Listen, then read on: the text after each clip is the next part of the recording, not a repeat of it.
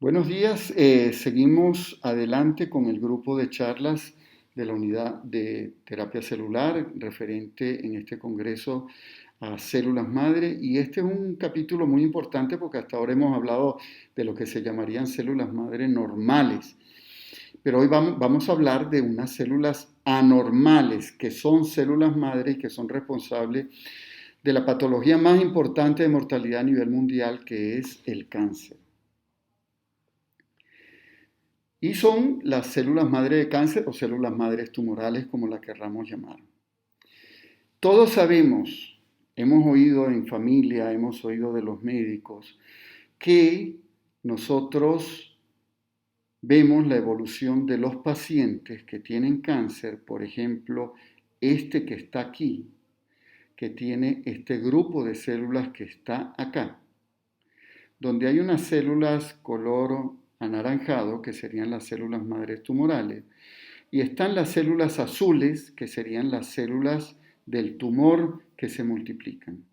Este es un paciente que está con un tumor acá y con metástasis en el resto del cuerpo.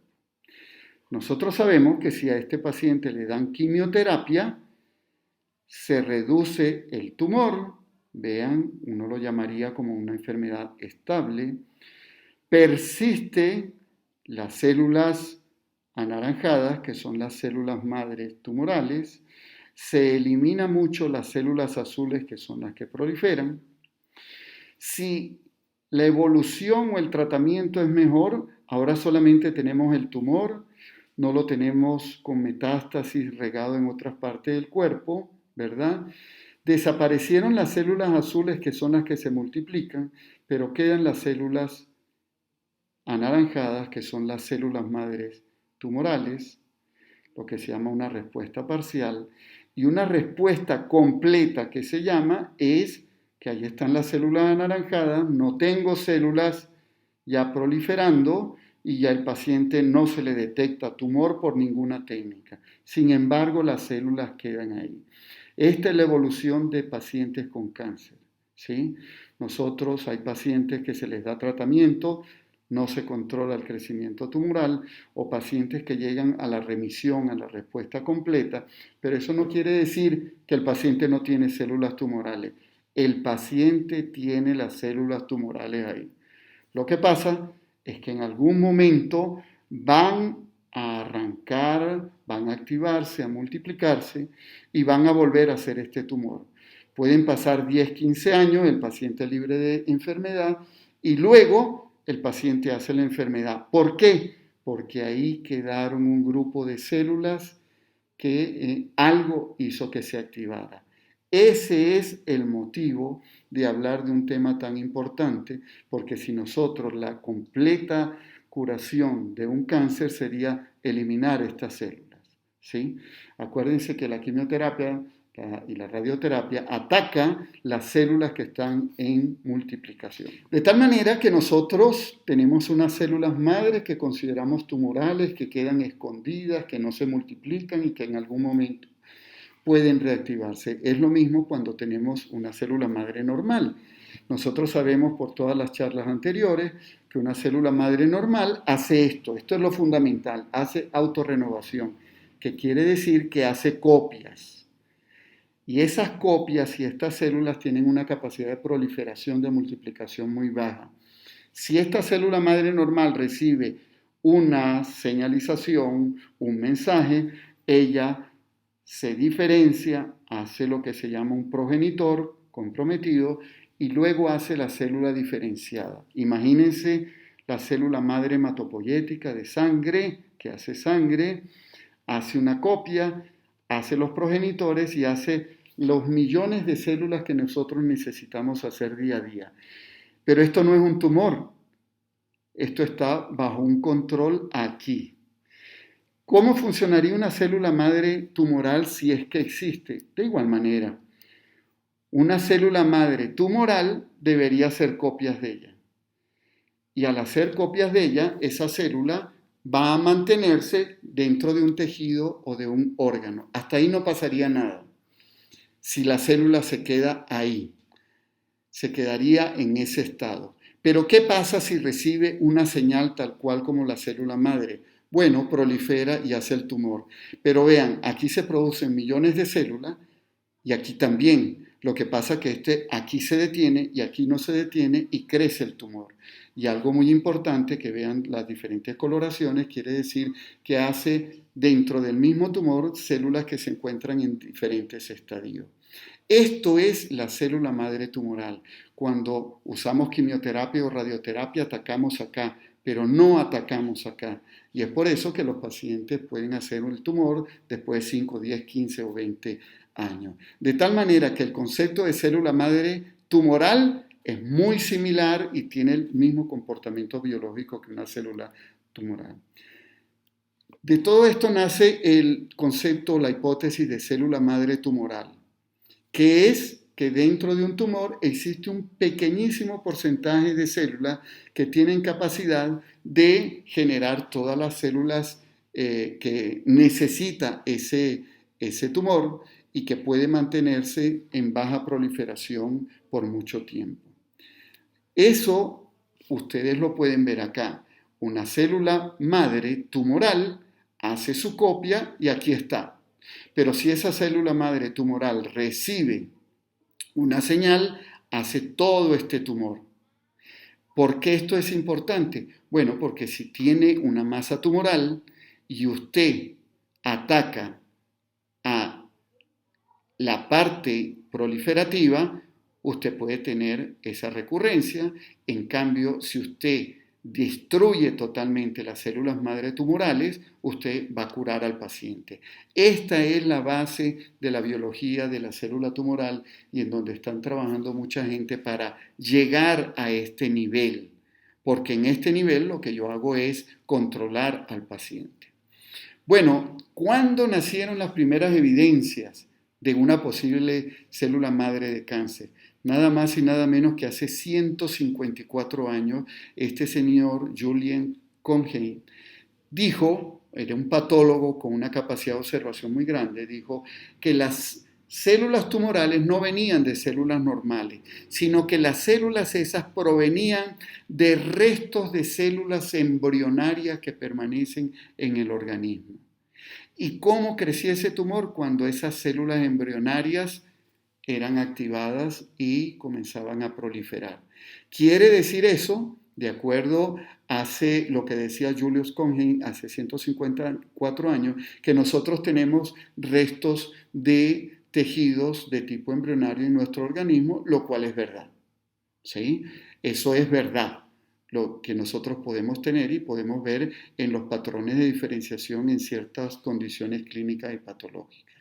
La otra gran evidencia surge en el año 61 con unos individuos, Till y McCulloch, en unos experimentos fenomenales en los cuales ellos irradiaban a un ratón y luego de irradiarlo le inyectaban células madre de médula ósea, células de médula ósea, y luego ellos veían que en los vasos se formaban estos tumores, en los vasos de los ratones.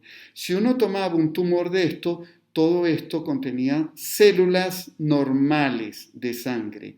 Y es más, si tomaba estas células de este tumor y las volvía a inyectar en animales irradiados, volvían a hacer lo mismo. Quiere decir que ahí había un grupo de células que tenían un comportamiento de una célula primitiva y que podían ser pasados de generación en generación. Estos dos conocimientos son importantes para lo que vamos a hablar. Basado en esto, entonces, y sobre todo en la hematología experimental, que constituye la base, porque dio toda la parte de ensayos y conocimientos de proliferación y diferenciación de células madre, hubo un grupo de individuos que dijo, bueno, eso debe ocurrir también en los cánceres llamados de sangre, llamémoslo así, en las leucemias. Deben haber unas células primitivas y deben haber unas células que se derivan de esas células primitivas. Y en el año 1994, estos investigadores demostraron por primera vez la existencia de células madre leucémicas que tenían esta característica en su membrana expresaban CD34 y eran CD38 negativas. ¿Cómo demostraron eso? Porque separaron esas células, las inyectaron en ratones inmunodeficientes y produjeron el tumor. Y si volvían a tomar ese tumor y volvían a inyectarle en otros ratones inmunodeficientes, volvían a generar el tumor. Es decir, que esas células tenían un comportamiento de célula madre y esas células, una vez que se hacían positivas en el CD38 y en adelante, perdían la capacidad de transmitir, digamos así, la enfermedad, constituyendo la primera evidencia de aislamiento de células tumorales. Posteriormente, en el año 97, un grupo de personas demostró, usando las mismas células y otros tipos de técnicas, ustedes ya vieron en la parte de técnicas usadas para hacer análisis de células madre. Esto es un dot plot de citometría. Esto es las células que expresan CD38, esto es negativo, CD34, esto es positivo, y en este cajón están las células que expresan los dos. Únicamente las células que eran 34 positivas y no eran 38 negativas, estas que están aquí, eran capaces de generar tumor y generar una progenie de células más diferenciada. Esto constituye, estos dos artículos son la base para lo que vino después de buscar otros tipos de tumores. Por ejemplo, ustedes pueden ver en este reporte la detección de células madre tumorales en cáncer de seno, en cáncer de mama de pacientes. Ellos vieron que por análisis de citometría, las células que no expresaban CD24, estas que están aquí, cuando se le inyectaban a un ratón, producían un cáncer de mama, el cual era evidente por las nodulaciones y también era evidente cuando se separaban las células. Si se inyectaban células que expresaran CD24, estas o estas, el patrón en ese animal era normal.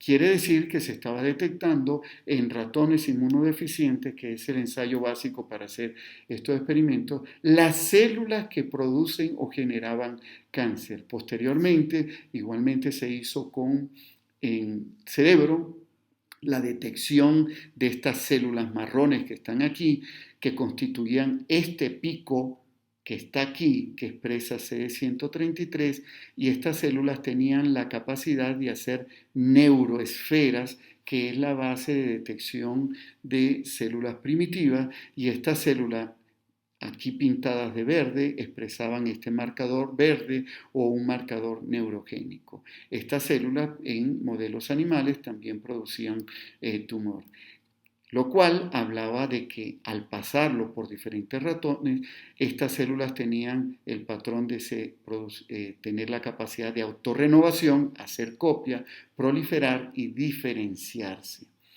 Posteriormente, en melanoma, de igual manera, se vio que unas células humanas, estas que están aquí, que tienen una baja expresión de estos marcadores, que son la mayoría acá, estas inyectadas en ratón, tan pocas células como 400 células producían este tumor de melanoma. Lo producía en 120 días. Ahí era por primera vez palpable.